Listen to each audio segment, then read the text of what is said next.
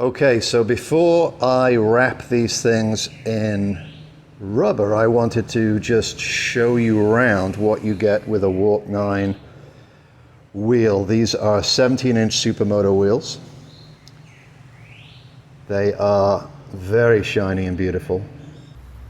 So here we've got the inside. These are spoked tubeless, and this is the tubeless tape here, which I don't know what's under it, and obviously I'm not going to find out, but they're completely sealed, and I'm very impressed with the quality of the wheel. Warp-9 Elite.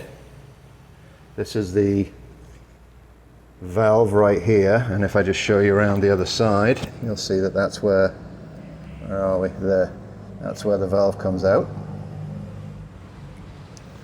We have a 44 tooth 520 sprocket from Warp-9, all ready to go. And then if I turn this over, yep, this is the rotor.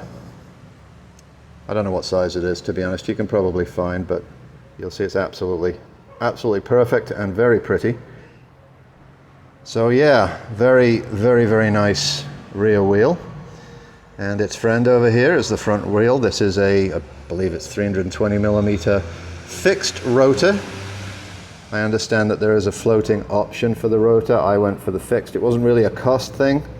It was really to do with the fact that I read a review saying that the fixed one was a little better.